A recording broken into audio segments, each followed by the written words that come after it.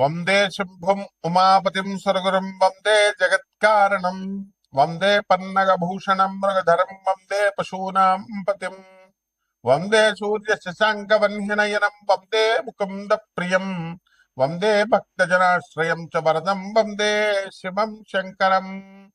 హర నమః పార్వతీపతయే హర హర మహాదేవం. శ్రీ బెజవాడ కనకదుర్గాదేవ్యై నమ. శ్రీ దుర్గామల్లేశ్వరాభ్యాం నమ. తాళప్రత గ్రంథ రహస్యాలు. ఈ తాళపత్ర గ్రంథ రహస్యాలలో మనము అసలు ఎందుకు భూమి మీద పుట్టాం, పుట్టి మనం ఈ రాశిలోనే ఎందుకు పుట్టాం, ఒక్కొక్కళ్ళు ఒక్కొక్క రాశిలో పుడతారు కదా, 12 రాశులు.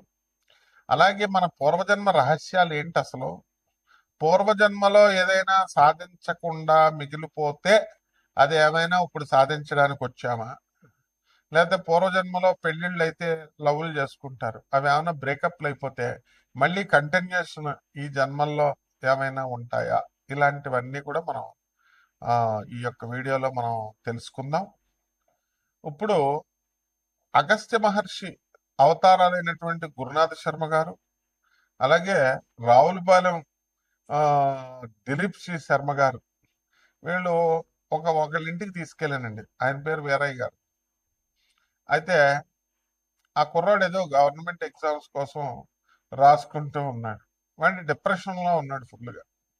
వీళ్ళు డిప్రెషన్లో ఆ ఉన్నావు నాయన, బతుకు పర్వాలేదు, బతుకు ఎలాగో అలాగో బతుకు, గవర్నమెంట్ జాబ్ రాకపోతే బతుకు అని చెప్పేసి ఏదో ధైర్యవచనాలు చెప్పారు. ధైర్యవచనాలు చెప్తే వాడు ఓకే, నాకు వస్తుందండి, నాకు జాబ్ వస్తుంది, గ్యారంటీగా వస్తుంది, ఇంకా డిప్రెషన్కి వెళ్ళిపోయాడు. ఆ తర్వాత చాలా పరిణామాలు జరిగినాయి అనుకోండి. అయితే ఇవన్నీ ఏమిటి దీనివల్ల అంటే పూర్వజన్మ కనెక్షన్. ఇప్పుడు ఈ వ్యక్తులు ఇద్దరు కూడా ఆ కుర్రాడు వాళ్ళ ఇంటికి వెళ్ళడం ఏమిటి, వాళ్ళతో మాట్లాడటం ఏమిటి, ఇవి కూడా పూర్వజన్మ కనెక్షన్స్. అంటే కొంతమంది వ్యక్తుల వల్ల ప్రోత్సాహం అనేటటువంటిది లభించాలి. ఇప్పుడు ఈ యొక్క తాళపత్ర గ్రంథ రహస్యాల్లో మనకు క్లియర్గా కొన్ని ఇదివరకు వైదిక కోవేశ్వర్ అని చెప్పి ఉండేది మెడ్రాస్లో. అక్కడ ఈ యొక్క నాడీ జ్యోతిషాలయం మీద చెప్పేవారు. అవన్నీ బోగస్ అయిపోయినాయి అనుకోండి. ఇప్పుడు మీ పేర్లు అడగడము, లేకపోతే మొదటి అక్షరం అడగడం, ఇలాగా అయిపోయింది. అలా కానీ అగస్త్య నాడి, శివనాడి అని ఉండేవారు అనమాట. పూర్వజన్మల గురించి చెప్పేవారు. అలాగే మన జాతక చక్రంలో 12వ ఇంటిని బట్టి మనం పూర్వజన్మ అనేటటువంటిది మనం చెప్పొచ్చు.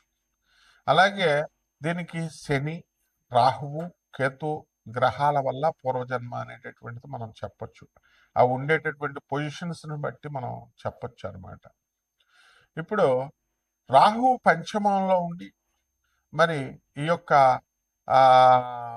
రవి బుధ శుక్రులు మొత్తం వీళ్ళంతా కూడా మనకి లాభస్థితిగతులై ఉండి ఇలా కొన్ని సిగ్నల్స్ ఉంటాయి. వాటి వల్ల పంచమ రాహు ఏం చేస్తాడంటే విపరీతమైనటువంటి మొండితనం ఉంటుంది. డిప్రెషన్ విపరీతమైన డిప్రెషన్లో వెళ్ళిపోతారు.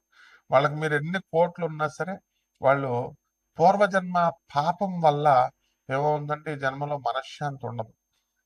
అందువల్ల వాళ్ళు భర్త దగ్గర ఉన్నా, పుట్టింట్లో ఉన్నా, ఎక్కడున్నా మనసంతా కూడా డిప్రెషన్కి గురవుతూ ఉంటుంది. ఇవన్నీ కూడా పూర్వజన్మ పాపాల కారణంగానే అనమాట. అలాగే మేషరాశిలో మనం పుట్టినటువంటి వాళ్ళు మరి పోలీసు, సెక్యూరిటీ, ఆ తర్వాత ఈ డిపార్ట్మెంట్స్లో డిఫెన్స్ వీటిల్లో పనిచేస్తారు. కారణం ఏమిటి, వాళ్ళ గత జన్మ ఏమిటి. అలాగే దొంగలు ఉంటారు. దొంగలు, నక్సలైట్లు వీళ్ళు హత్య చేయబడతారు. రౌడీ షీటర్స్ ఉంటారు, వీళ్ళు వేరే వాళ్ళ చేతుల్లో చంపబడతారు. దానికి క్లియర్గా మనకు జాతకం చక్రం చూసినప్పుడు అర్థమైపోతుంది. మళ్ళీ నెక్స్ట్ జన్మ ఉందా, లేకపోతే ఈ యొక్క నెక్స్ట్ జన్మలో ప్రతి ఒక్కరికి జన్మలు ఉంటాయి. కాకపోతే ఆ గ్యాప్ ఉంటుంది, గాలి ధూళయ్యి చెట్ల మీద వాటి మీద వేలాడుతూ ఉండాలన్నమాట దెయ్యాలయ్యి. మరి ఈ రకంగా మనకి ఈ యొక్క గ్రహ స్థితిగతులను బట్టే మనం అంచనా వేయగలుగుతాం. కొంతమంది పెళ్లి కాదు, వాళ్ళకి ఎవరితో రుణం లేదు కాబట్టి పెళ్లి కాదు. పెళ్లి కాకుండానే బ్రహ్మచారులు అయిపోయి చచ్చిపోతారు. చచ్చిపోతే తెల్ల జిల్లేడు చెట్టుకిచ్చి పెళ్లి చేసి ఆ తర్వాత అతని శవాన్ని కాలుస్తారు. ఇవన్నీ ఎందుకు అంటే తెల్ల జిల్లేడు చెట్టు కూడా అది శ్మశానాల్లో పెరుగుతుంది. జిల్లేడు చెట్లు ఇవన్నీ కూడా అవి కేతువుకు సంబంధించినటువంటివి అన్నమాట. కాబట్టి ఈ యొక్క మీడియా రంగంలో ఉన్నటువంటి వాళ్ళు కొంతమంది ఉంటారు పాపం. వాళ్ళకి ఏమంటే మాకు ఉద్యోగం రావట్లేదండి, ఎక్కడికి వెళ్ళినా సరే అంటారు. పూర్వజన్మ కర్మ.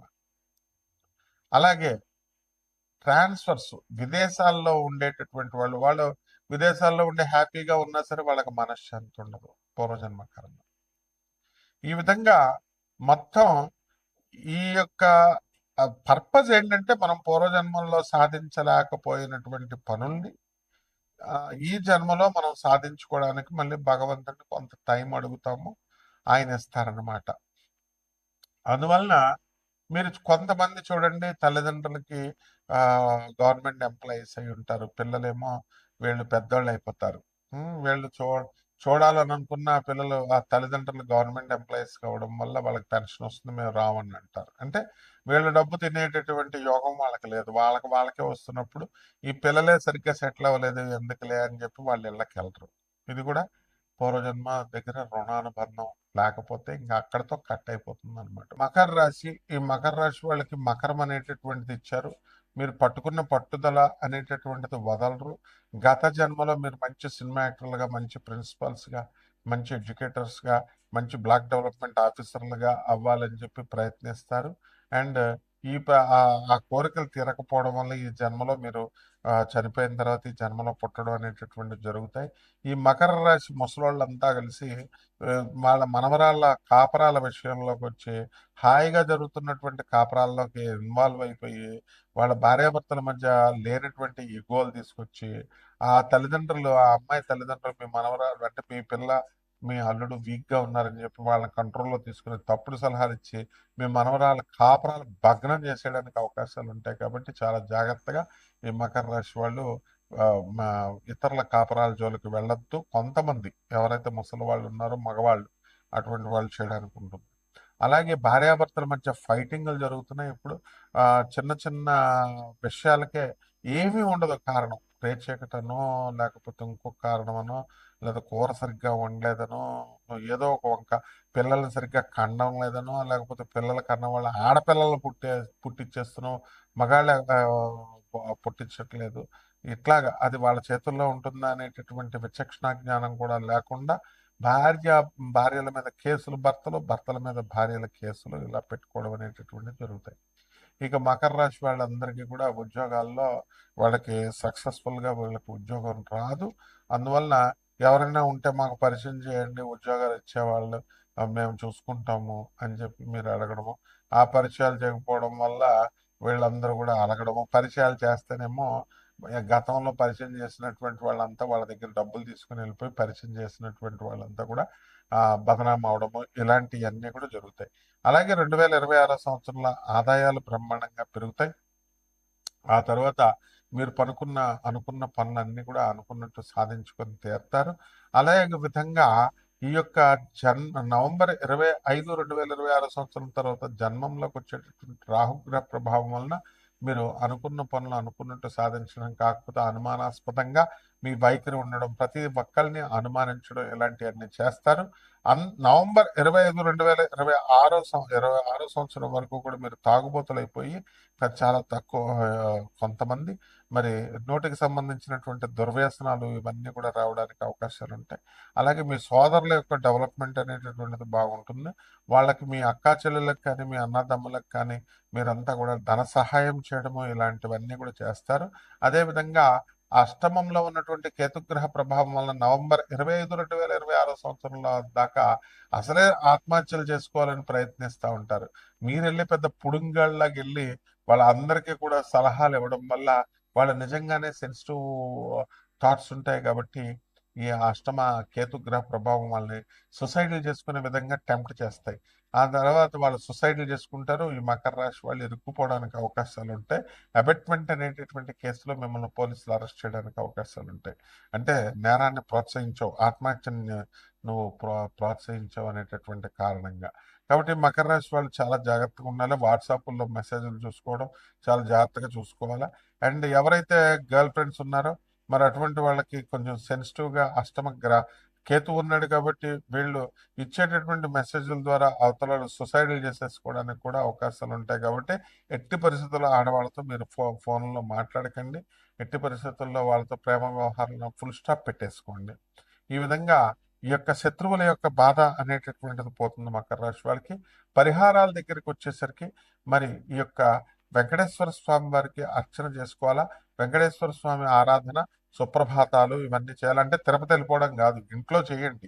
పేదవాళ్ళకి, అనాథలకి, ఈ యొక్క ఆ సాధువులకి మీరు దాన ధర్మాలు చేసుకోవాలా. అండ్ ఈ మకర రాశి వాళ్ళందరూ కూడా దూరపు ప్రయాణాలు చేయాలని ఉంటుంది. కాబట్టి రావి చెట్టు చుట్టూ దూర ప్రయాణం లెక్కలేదు. 1008 సార్లు ప్రతిరోజు కూడా మీరు 4 శనివారాలు మీరు 1008 సార్లు ప్రదక్షిణాలు చేయండి. మీ యొక్క ఇమ్మీడియట్ గా మీ సమస్య అనేటటువంటిది పోతుంది. ఓం శనేశ్వరాయ నమః అంటూ